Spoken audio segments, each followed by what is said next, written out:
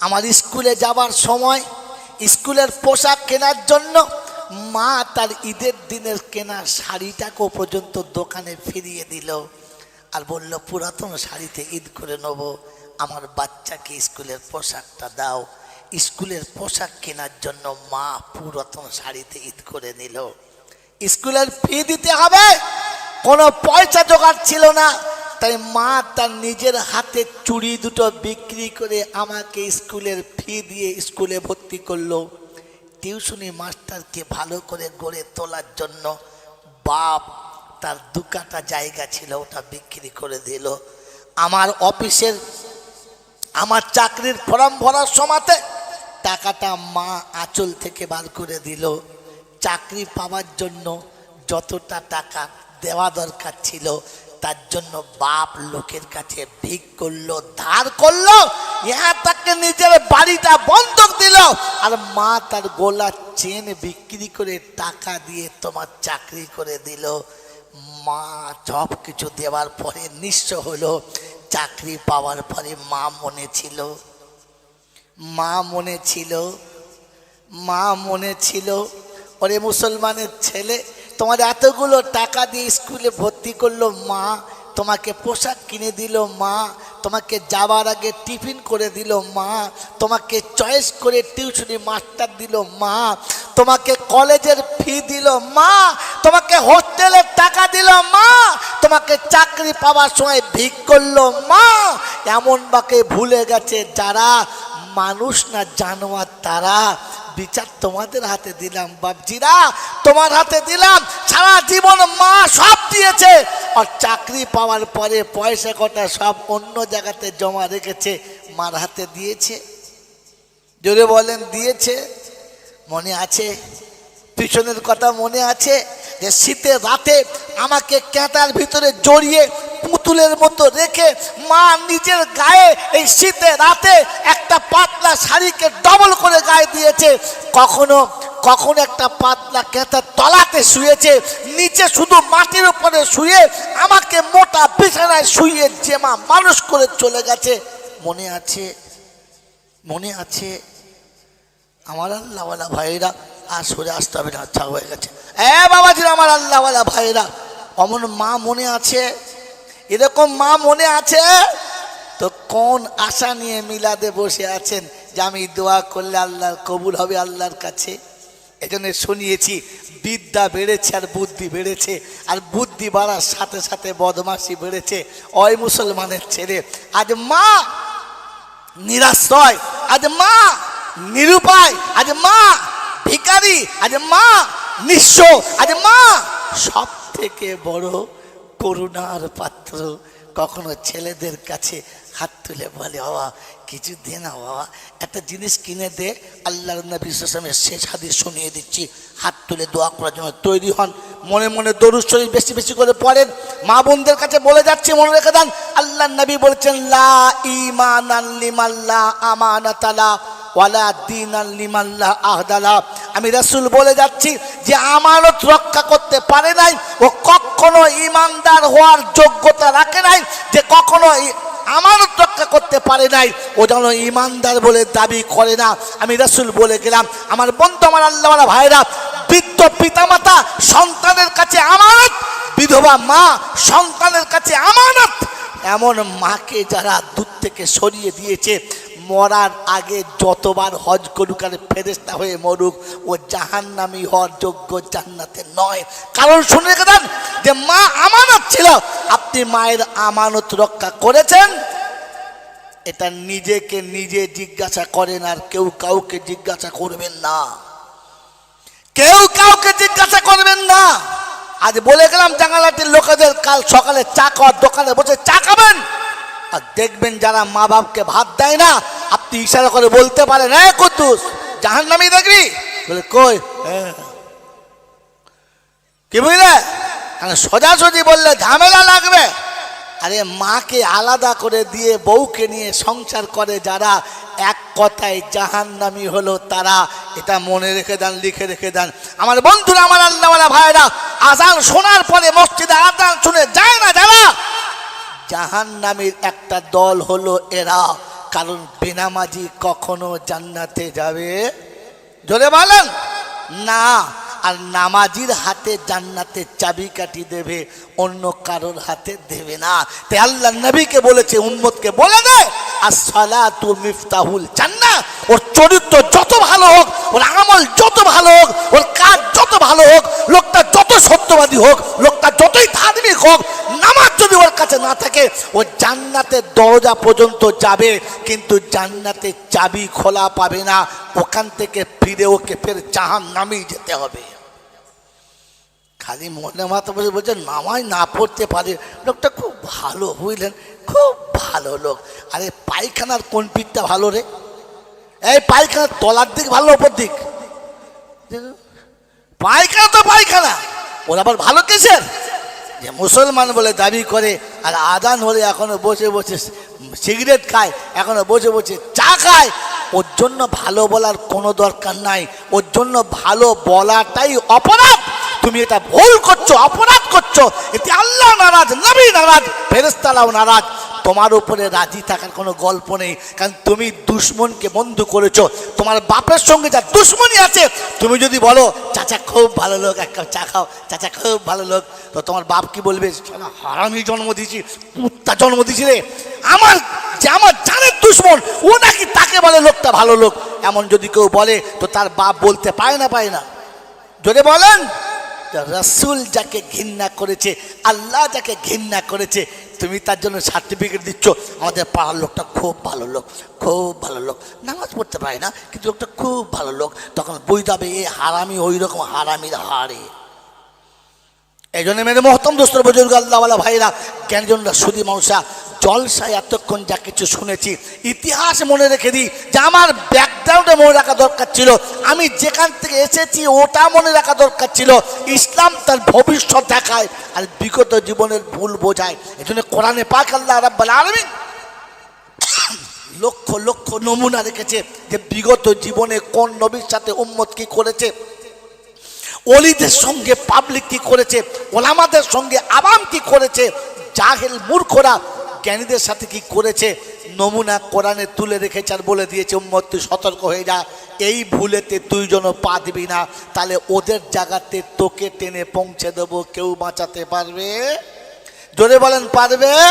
শেষ হাদিস আল্লাহ নবী বলেছেন লা ইউমিনু আহাদুকুম হাত্তা আকুনা আহাব্বা ইলাইহি মিন ওয়ালিদিহি ওয়া ওয়ালাদিহি ওয়ান নাসি আজমাইন। আমি রাসূল শুনিয়ে দিচ্ছি, যদি ইমানদার হয়ে আসতে চাও, ইমানদার হয়ে যদি বাঁচতে চাও, ইমান নিয়ে কবরে যদি যেতে চাও, আমি রাসূল শুনিয়ে দিয়েছি সবার ভালোবাসা একদিকে, একদিকে বিবি হবে, একদিকে বাচ্চা হবে, একদিকে মা হবে, একদিকে আব্বা হবে, একদিকে ধন দৌলত হবে, একদিকে ইজ্জত সম্মান হবে, একদিকে গোটা দুনিয়া হবে, একদিকে আমার নবী হবে। আমার নবীর ভালোবাসা যদি সবার ভালোবাসার উপরে না যায়, তুমি সত্যিকারের খাঁটি মমিন, এটা কি প্রমাণ হয়? এটা মমিন হওয়ার প্রমাণ নয়। আল্লাহ নবী সাল্লাল্লাহু তাআলা আলাইহি ওয়াসাল্লামের সাহাবীদের সঙ্গে আল্লাহ শোনাচ্ছে, ঈমান যদি আনতে চাও নবী সাহাবাদের সঙ্গে মিলিয়ে নাও। কোরআন শুনিয়ে দিচ্ছি, ফা ইন আমানু বিমিসলি মা আমানতুম বিহি ফাকাদ ইহতাদা ওয়া ইন তাওয়াল্লাউ ফা ইন্নামা হুম ফি শিকাক ফাসায়াকফিকাহুমুল্লাহ ওয়া হুয়াস সামিউল আলিম। কোরআন শরীফের পারা নাম্বার 1, সূরার নাম সূরা বাকারা, প্রথম পারার লাস্ট পৃষ্ঠারের 3-4 লাইনের নিচে আল্লাহ পাক শুনিয়েছে, ফা ইন আমানু বিমিসলি মা আমানতুম বিহি ফাকাদ ইহতাদা। আমার নবী সাহাবীদের মতো ঈমান যদি দেখাতে পারো, ওটা হলো ঈমানের শেষ দরজা। বললে হুজুর নমুনা, তো আল্লাহর নবী শোনাচ্ছে, চলে এসো একবার শুনে যাও নমুনা। আল্লাহর নবী মদিনার মসজিদে শুনিয়েছে, যুদ্ধ যুদ্ধের ময়দানে যেতে হবে, যুদ্ধের ময়দানে যেতে হবে। সবাই তৈরি হয়ে গেছে। রাসূল বললে বিদায় নিয়ে এসো। দরজার কাছে গিয়ে বলল, বিবি আমি তোমাকে ভালোবাসি, কিন্তু আমার নবীকে তার থেকে বেশি। তাই বাসরাত থেকে উঠে ফজরের নামাজ পড়ে নাম লিখিয়েছি, তোমাকে শুনিয়ে দিচ্ছি আমি যুদ্ধে চলে যাচ্ছি। বিবি বলেছে, স্বামী হাতে মেহেদির কালার গেল না, গায়ে বিয়ের গন্ধ এখনো গেল না, এই সময়ে ঘর ছেড়ে বাইরে যাওয়াটা ভালো না। শুনিয়েছে বিবি, শুনে রেখে দে, আমি তোর ভালোবাসা সব মেনে নিলাম, আমার নবীর ভালোবাসার সামনে টিকাতে পারলাম না, তাই বাসরাতের গন্ধ ভুলে গেলাম, হাতের লাল মেহেদি ভুলে গেলাম, তোকে সালাম দিয়ে যুদ্ধের ময়দানে চলে গেলাম। সাহাবী বাড়িতে গিয়ে বলছে, বিবি আমি যুদ্ধের নাম লিখিয়েছি। বলে আলহামদুলিল্লাহ। বলে কমান্ডার? বলে সুম্মা আলহামদুলিল্লাহ। আমি যুদ্ধে সাজাবো, তুমি যাবে, আমি দোয়া করব, তুমি আমিন বলবে। বলে বলো। তো দোয়া করছে, আল্লাহ বীরের মতো লড়বে, দুশ্মনদেরকে ধুনে দেবে, জাহান্নামে পাঠাবে, ইসলামের পতাকা উড়িয়ে বাড়ি আসবে, গোটা শরীরের রক্তগুলো আমি আঁচল দিয়ে মুছিয়ে দেবো, আদর করে কোলে নেবো। তো সাহাবী বলছে, ফালতু দোয়া করছিস, কবুল হবে না, চল। বলছে কেন? আমি তো পালাতে বলি নাই, ঘুমোতে বলি নাই।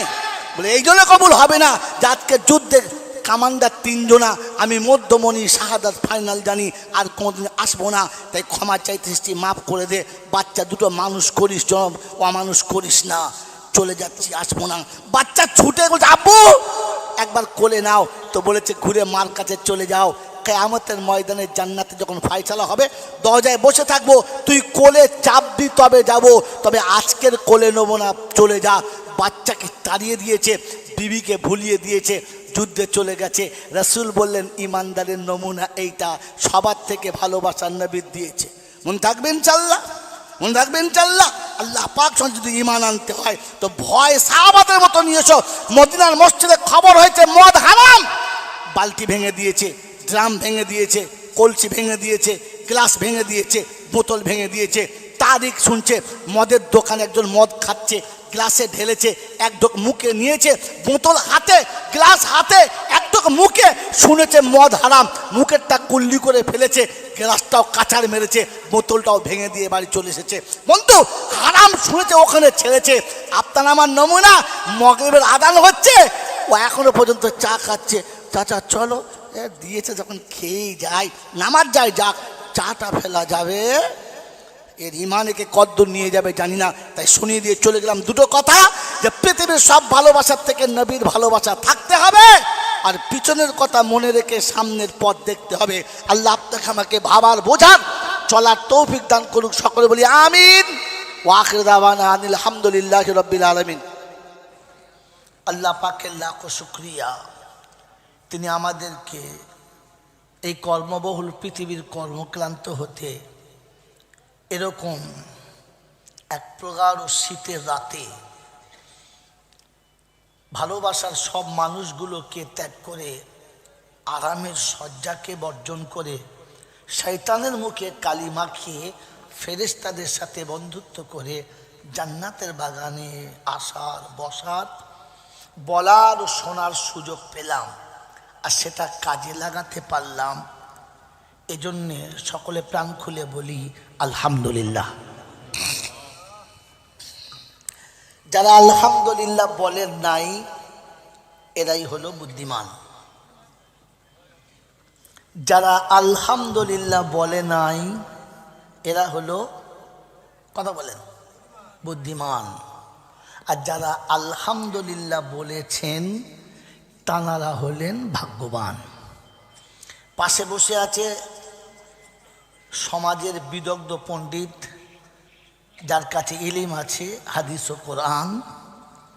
আমি তো একটা ছোট্ট নাদান, তবে যা বলে যাচ্ছি আশা রাখি মেনে নিলে মঙ্গল,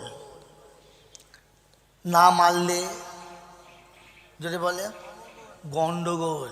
কি বোকা কোথাকার ভাষা বোঝে না রে। কারণ হযরত মাওলানা মুফতি আনসার সাহেব আপনাদেরকে ঠান্ডা মাথায় বলছিলেন, দেশের মানুষ তাল বুঝে বলছিলেন। আমি তাল বুঝে বলি না, কি রে, আমি যখন চালাবো সামনে যা পড়বে উড়িয়ে দেবো। এটা জাঙ্গালাটির মানুষরা জানে। মোটামুটি দীর্ঘদিন আসছি, যেদিন মাটির মসজিদ ছিল হুজুর বলছিলেন আর হয়তো আসা হবে না, তাই যাবার সময় মাল রেখে আর দরকার নেই, যা আছে ঢেলে দেওয়াই ভালো। হ্যাঁ না, বিয়ে বাড়ি যখন বুঝতে পেরেছে যে আর খাবার লোক নাই, দুহারি বিরিয়ানি আছে, তখন আর মেপে দেবে না। বলছে লোবো না, আরেক প্লেট লে। বলছে নেবো না গো, বলছে নে না, না খেতে পারিস নিয়ে বাড়ি যা। বলে না, তার মানে বুঝেছে এরপরে ফেলে দিতে হবে, তার থেকে ওকে দিয়ে দে। কথা বোঝেন নাই? তো এখন আমার অবস্থা যা, তাতে মনে হচ্ছে মাল আর বেশিক্ষণ টিকবে না। তাই আছে যখন রেখে দরকার নেই, ঢেলে দিই, কাজ হবে। মেনে নিলে যদি বলে মঙ্গল, হাট এক্ষুনি বলে ভুলে যায়, এ মাল বাড়ি গিয়ে কী বলবে, উল্টো বলবে সব। এই মেনে নিলে মঙ্গল, আর না মারলে এটা মন রেখে দেবে, কাল থেকে বাড়ি গিয়ে প্র্যাকটিস করবে।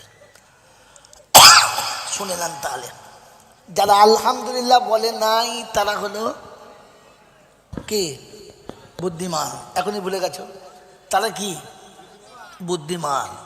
যারা আলহামদুলিল্লাহ বলেছেন তারা হলো ভাগ্যবান। আদম হলো ভাগ্যবান আর শয়তান হলো বুদ্ধিমান। এবারে আমি আপনি বুঝে দেখি আমি কোন দলের জিনিস, বলার দরকার নাই। কথা বোঝেন না কি জি? যদি বলেন আমরা প্যান্ডেলে বসেছি, মাথা টুপি দিয়ে বসেছি, আপনি আমাদের শয়তান বলছেন, আমি বলি নাই, আপনি বলছেন। কে বলছে? আমি বলি নাই, আপনি বলছেন। আপনারাই যে ভাষায় খুব প্রিয়, ওই ভাষাটার নাম কি? আপনাদের কাছে যে ভাষাটা সব থেকে প্রিয়, ওই ভাষাটার নাম কি? তাল বেলেম কথা বলবি না, বাচ্চা তোরা খালি তোদের নোট কর, তোদের কাছে নোট করা, খাতা নিয়ে আসিস নাই। আরে জল চাই যখনই বলবি একটা কাগজ নিয়ে আসবি, বোকা কথাকার। তবে আনারিদের কথা লিখিস না, যেটা ইলমের কথা লিখবি। কি বলছিলাম বলেন? যে ভাষাটা আমাদের সব থেকে প্রিয় ভাষাটার নাম কি? এই কথা বলেন না। যে ভাষাটা সব থেকে প্রিয় তার নাম কি? বাংলা। কে বললে হাত তোলে? বুঝে না বুঝে? চোট কোথাকার। আরে বাংলার টিউশনি মাস্টার পায় 300 টাকা, আর ইংরেজির মাস্টার পায় 700 টাকা। কোনটা প্রিয়? এই কোনটা পছন্দ? বাংলায় কথা বললে বলে সারা কিছু বোঝে না, আর দুটো ঠ্যাং ভাঙা ইংরেজি বললে বলে জিনিস আস বলে বাংলা কিছু বোঝে না, কথা বলে। বলে নাই তো ভালো ছিল, আর বলেও সর্বনাশ করলো। কি বলেন জি? তাই সব থেকে ভালো ভাষা আমাদের দেশে কোনটা? ইংরেজি। কেউ যদি ইংরেজিতে কথা বলে তো তাকে বলে এই স্যার স্যালুট কর, হাই পিক আপ। হ্যাঁ না শোনেন, আজকে বলে দিয়ে যাচ্ছি, আর বলবেন না। বন্ধু, ইংরেজির একটা প্রবাদ বাক্য আছে, all that glitters are not gold. চকচক করলে সবগুলো সোনা যদি বলে হয় না, আর মাথায় টুপি দিয়ে জল চাই বইলে সব শালা মুসলমান না। এটা আনসার সাহেব বলতে পারবে না, কারণ ভয় আসছে। কি বলেন জি? মাথায় টুপি দিয়ে আর পাঞ্জাবি পরে জল চায় বসলে সবকটা মুসলমান না। এই জন্যে মেরে মোহতম দোস্তর বুজুর্গ আল্লাহ সুন্দর হচ্ছে, এত শোনা মতো হয় নাই। তাই কোথায় দিবি রে? আল্লাহ কোথায় দিলে তোর পছন্দ হয়? আল্লাহ মুখটা লাড়াতে দেখতো। মেরে মোহতম দোস্তর বুজুর্গ আল্লাহওয়ালা ভাইরা, এই জন্য ভাবেন বসে বসে মুসলমান আলাদা করে হতে হয়। আর একটা নমুনা বলছি, মুসলমানের কবরে কোনো আযাব হবে না। মুসলমানের কবরে কোনো দিন আযাব হয় নাই, আর কোনো দিন হবে যদি বলে না। মুসলমানের কিয়ামতের ময়দানে কোনো মুসিবত আসবে না, আর মুসলমান বিনা হিসাবে জান্নাতে যাবে, আটকাবার কারোর ক্ষমতা থাকবে না। এর আগে এতটা জোর গলায় আর এতটা সাহসে কোনো মৌলবি বলেছে কিনা জানি না। যদি বলো হুজুর তাহলে আমাদের দেশে এত সব কিছু হয় কবরের আযাবের জন্য কুলখানা কলমাখানা সব 40-এ চাহারাম বছর কি সব ভুয়ো মাল। এই যে একটু আগে বলছিল হুজুর ভুয়ো ইমান, হ্যাঁ ভুয়ো মুসলমান। আপনাকে টুকটুক করে দেখাচ্ছি অল্প সময়, শীতের রাত, নিয়ে নেন বিরিয়ানি হয়েছে, টাইট বিরিয়ানি খান আর বাড়ি চলে যান। কি বলেন জি? তবে দুর্ভাগ্য হলো বিরিয়ানির গোস্তটা সব মেয়েরাই দিয়েছে, আর ছেলেরা তো ভিখিরির জাত। ছেলেরা কি যেটা বলে অত ছাড়া বিয়ে করার আগে মেয়ের বাপের কাছে ভিক করে বিয়ে করেছে নাকি? এই কথা বলে কি, ছেলের বাপ গিয়ে মেয়ের বাপের কাছে বলছে ও বেয়াই, বলে কি, বলে গামছা কেনার পয়সা নাই, তোর যে হবে জামাই তার সাবান কেনার পয়সা নাই, দে। কথা বলেন নাই? তুই চাইলি কোন লজ্জায়? তুই ছেলের বাপ চাইলি কোন লজ্জায়? ছেলের বাপ হয়ে মেয়ের বাপের কাছে হাত পেতেছে যারা, আমার মনে হয় মুসলমান আছে কিনা ট্রাক্টর দিয়ে চষে দেখতে হবে শালার ইমান আছে কিনা। ওরকম মাল এখানে থাকলে তার তো ভালো লাগবে না, ভালো লাগবে? কিন্তু এটাই সত্য। আল্লামা রুহুল আমিন সাহেবের ফতোয়া মোতাবিক ওর জানাজা পড়া ঠিক না, মুসলমানের কবরস্থানে ওকে মাটি দেওয়াটাই ঠিক না, কারণ মালটা মোটেও মুসলমান না। এটা আল্লামা রুহুল আমিন সাহেব বলেছেন, আমি না। যদি ঝগড়া করতে হয় গিয়ে ময়লা খোলা গিয়ে কবর খুলে তুলে মালটাকে জিজ্ঞেস করো কেন বললি, যাও। আনসার সাহেব চিন্তা করছে শালা আমাকে ফেলে ফেলে বাড়ি যাবে রে। চিন্তা নাই, আমি আপনাকে ঠান্ডা মাথায় বলছি বন্ধু, এই কথাগুলো বার করতে হয়, খুঁজতে হয়।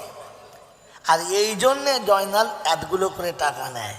খাইলে করে সারা কত টাকা লাগে? লাগে লাগে, এটা বার করার জন্য লাগে।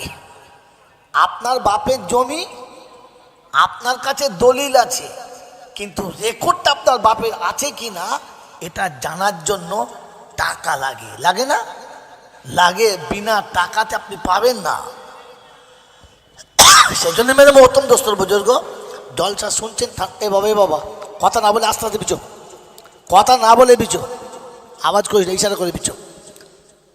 আনসার সাহেব খালি বলছিল না পরিবেশ চাই, বললে বুঝে হ্যাঁ পরিবেশ চাই, কিন্তু মালের দরকারও চাই, হ্যাঁ না? না বলেন বাবাজিরা, আল্লাহর নবী সাল্লাল্লাহু আলাইহি ওয়াসাল্লাম যতগুলো কথা বলতেন আবু জেহেল তার দলের লোকেরা শুনতেন,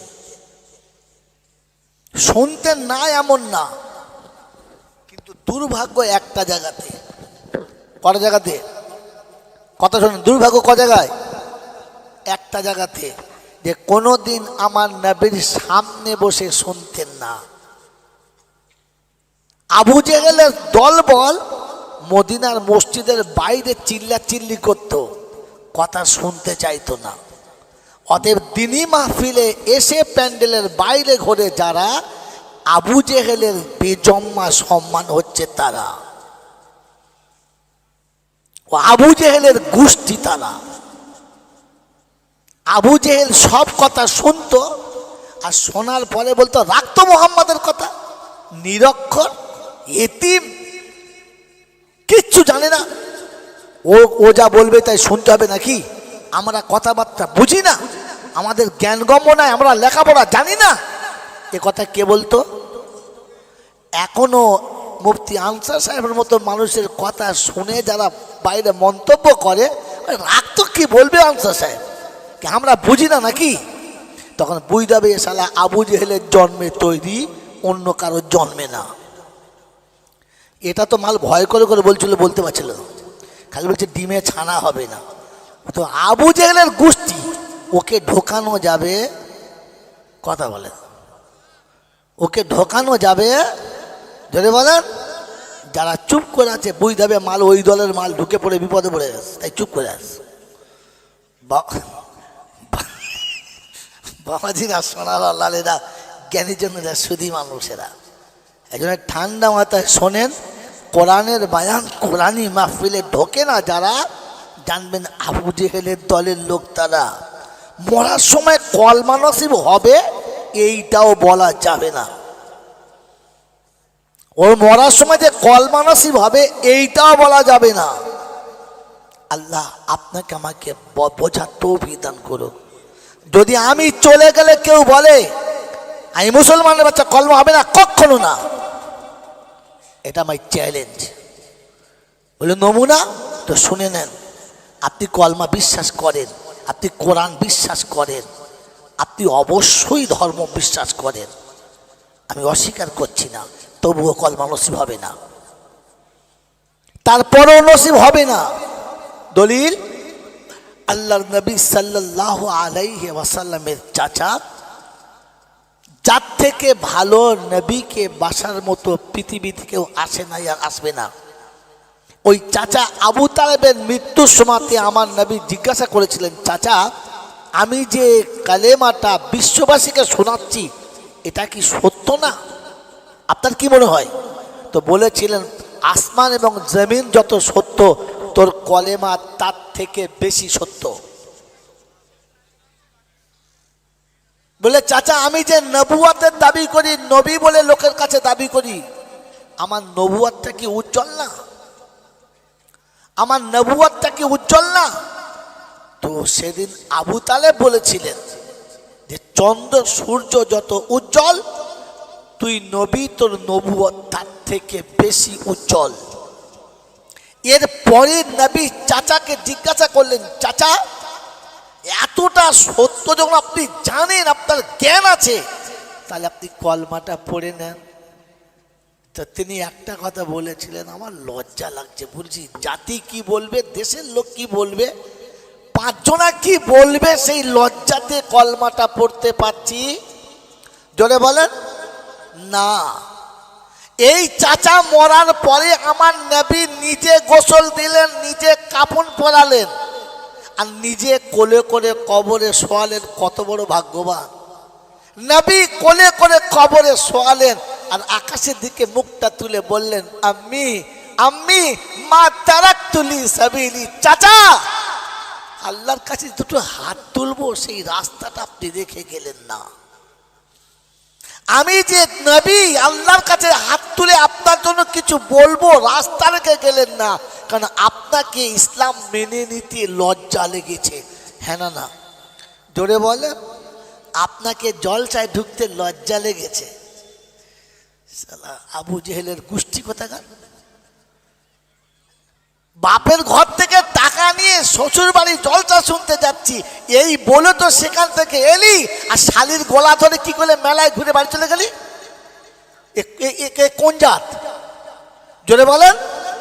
কাল সকালবেলা দেখবেন এরকম আবু জেহেল মার্কা মাল কতগুলো আস। শ্বশুরের মিলাদের জন্য ঘর থেকে এলি, আর সেলজের পাশে বসে বসে মিলাদ শুনলি, তুই কোন জাত? বলেন বলেন। হ্যাঁ, এরকম আবু জেহেল মার্কা মালের ভেতরে আস।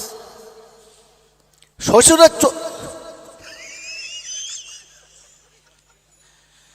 শ্বশুরের 40-এর মিলাদ হচ্ছে, আর ও শালার বোর কাছে বসে বসে চা খাচ্ছে। ভাবি দারুণ হয়েছে। তখন বুঝবে শালা আবু জেহেলের গোষ্ঠী। তোমাকে মিলাদে ঢুকতে লজ্জা লেগেছে। হ্যাঁ না বলেন? আপনি কলেমা বিশ্বাস করেন, কোরআন বিশ্বাস করেন, বল চাচা মুখের দাড়িটা লজ্জা লাগে, চাকরি করি তো লজ্জা লাগে। তা তুমি আবু তালেবের গোষ্ঠী।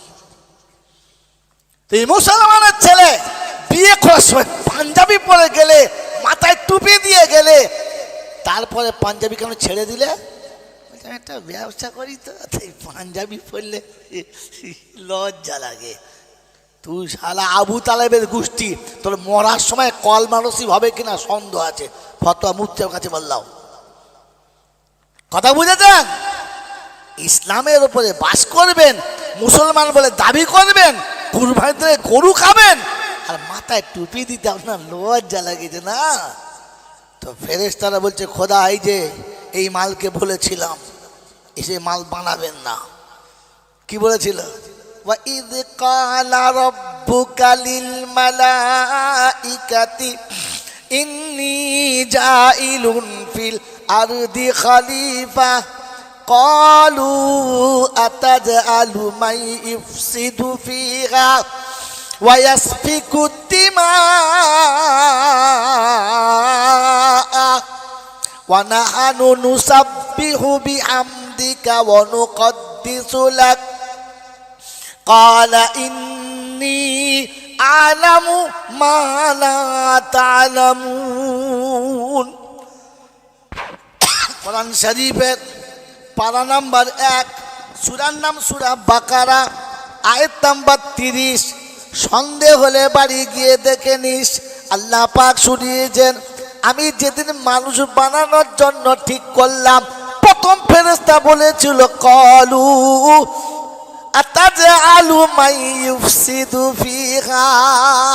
এদেরকে তৈরি করছে, এরা জলসায় গিয়ে কোরআন হাদিস শুনবে না, ফুচকার দোকানে ফচকে মেয়েদের সঙ্গে ঢলাঢলি করবে, ঝাঁটা মেরে তাড়িয়ে দে।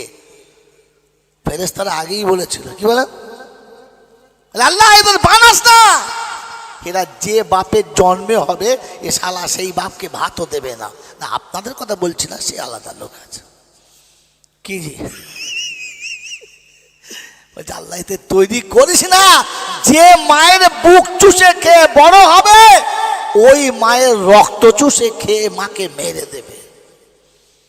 কি জি এখন হিসাব কি চলছে? উন্নত মানের লেখাপড়া, হ্যাঁ না বলেন? আর হিসাব কি চলছে যেটা বলেন?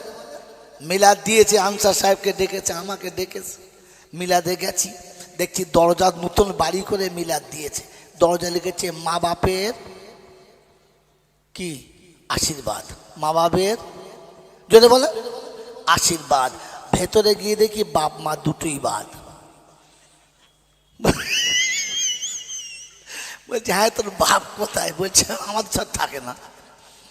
থাকে না, না শালা রাখে নাই, কোনটা? তাহলে ওপরে লিখেছে মা বাপের আশীর্বাদ, তলায় দেখে মা বাপ দুটোই বাদ। ফেরেশতা এসে চিন্তা করছে, আল্লাহ কোন ঝাড়ের বাঁশ, এ কোন ঝাড়ের বাঁশ? ওপরে লেখে আশীর্বাদ, তলাতে আসলটাই বাদ। এখনকার ছেলেরা কবিতা লিখেছে, ছোট সংসার সুখী সংসার, হিসাবটা বড় সজা, ছেলে মেয়ে বউ আমার বুড়ো বুড়ি বোঝা। ফেললে কিছু বাপ মা বোঝা, আর বাকি সব কি হিসেব বোঝো। এ মালবালা আমি লেখাপড়া শিখেছি, বোকা কোথাকার। এই জন্য বন্ধু, ইসলাম আপনাকে বোঝা দরকার, বুঝে চলা দরকার। কথা মনে থাকবেন ইনশাআল্লাহ, মনে থাকবেন ইনশাআল্লাহ। এই জন্য আগে বলেছি, এখনো বলছি, ভাবেন, বোঝেন, আর বুঝে তারপরে চলেন। আলহামদুলিল্লাহ, আল্লাহ পাকের লাখ শুকরিয়া। তিনি ছিলেন, তিনি আছেন, তিনি থাকবেন। তার কাছেই যেতে হবে, যাব না বলা যাবে না। আর আমার সময় মতো আমি যাব, এ সুযোগ দেয় নাই আর দেবে না। তার কাছে যাবার পরে লাঠি বল, পাটি বল, দল বল, বিদ্যে বল, বুদ্ধি বল, অর্থ বল, জনবল, মনোবল, বুকের বল, কোমরের বল, দেশের বল, দশের বল, তোমার বল আর আমার বল। তো কবর বলছে গোসল করে একবার চল, একবার চল। কি হলো, হুকুম হয়ে গেছে, আজ লাইলে এসে গেছে। কি একবার চল, ফের দেখবি কার দল আর কার বল। অর্থের গরম, ডিগ্রির গরম, রূপের গরম, যৌবনের গরম, বাপের গরম, বেটার গরম, লাঠির গরম, পাটির গরম, নেতার গরম, নীতির গরম, দাদর গরম, নাতির গরম। দিল্লিতে গেলে